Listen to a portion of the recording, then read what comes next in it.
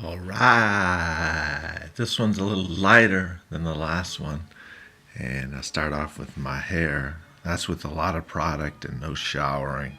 Just basically comes out. I could actually just go like that. Doesn't really matter. No, I'll put the hat back on.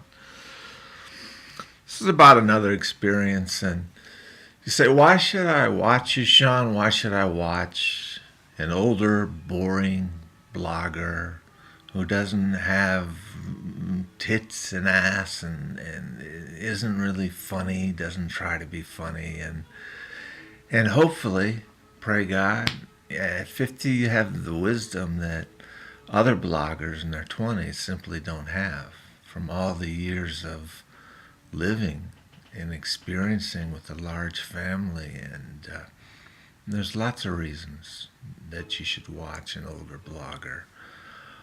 Uh, well, this one, for example, is something that happened 33 years ago. I had a bad run. I don't like the light in here. I don't know what to do.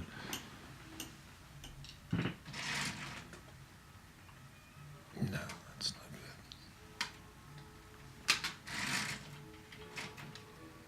good. Well, at least that's funky looking.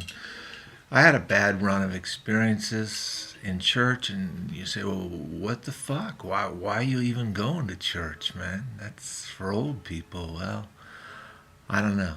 I think it's for people who want faith, who want to take action, and people who believe in the afterlife, and that's important too. And it doesn't matter if you're 80 or 18. For me, it was 18. Oddly enough, after a large quantity of a very powerful marijuana. Back then, the marijuana was leaf, vine, seeds, and there was even no recognition of just the bud. There was no bud at all, as I recall. It was a mess. There was the $5 bag, and then there was a $10 bag, and I think the $10 bag was close to an ounce. So anyway, I was in college, my freshman year. The guy came down to my room from the ROTC, Shah of Iran. That's what he called me because the Shah of Iran was popular. Let's go get high, and wow. And then it flipped me out into a panic attack, and that doesn't happen to 90% of the people, and it certainly doesn't happen with the grade of marijuanas they have now, medical grades that don't give you the paranoias. So I literally needed it. I flashed back to abuse as an infant, which I'd been suppressing for 20 years, 19 years. And the result of that was a desperation. I was a foxhole convert, and I've got two parts to that story. It's about 16 minutes long, Foxhole Convert Part 1 and Part 2. And that explains it all in detail. And the amazing thing about those is I was pretty haggard when I did those videos, and I didn't make a mistake. I didn't make too many mistakes. I can't say I didn't make a mistake, but there's no glaring mistake in 16 minutes of reading as fast as I possibly can go. So that's good. If I knew what I was doing on here, I'd put the link. But I guess us geriatric folks haven't quite figured that out. No, I'm gonna fix this whole thing up when I get 1,000 and put links, maybe 100 links, as they relate to other videos. Um, but back to Ward Lardass Potts.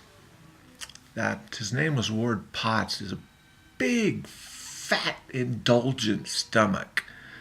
And that is the Reverend Lord S. Potts, or Pastor Potts. And he was the most gluttonous, self indulgent bastard I think I ever encountered.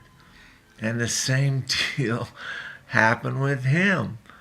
I felt something was desperately wrong, and I quietly, during part of the service that was away from where he was, encountered him.